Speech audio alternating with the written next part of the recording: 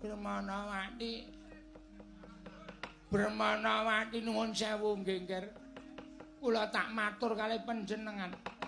Anak kula sampun boten pantes dados garwa panjenengan. Lho, sebabe anggenipun ngladosi dhateng maling Aguna menika kala wau sampun kliwat. Lho, kliwatipun sampun nglampahi satataning tiyang bebrayan. Lan anak kula Bermanawati sampun ngandhut jejabang utawi winih. Winipun maling menika kala wau. Lho. Lajeng sakmenika wonten pundi? Kula getak anak kula kamprong kajengipun wonten pundi papandunungipun? Waduh, Penembahan. Monggo prastian kula gandeng ageng tresna kula kaliyan Bermanawati metenga ora apa-apa. Oh, la piye kowe?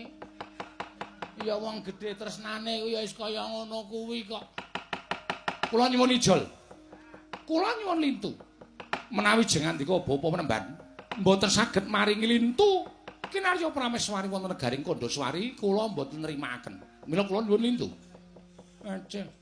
Ngaten nggih. Inggih. Monggo lintu sak bobot sak traju kaliyan ayunipun anak kula menika jagat namung setunggal. Sinten? Mboten sanes kejawi namung putri ing Madukara Dewi Wara Sembadra.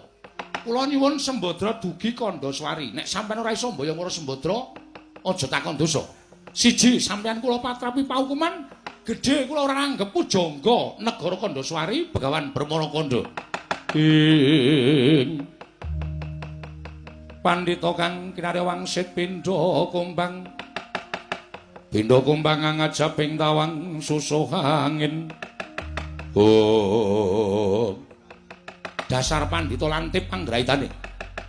Mila sigra apatrap semedi megeng napas kang nupus.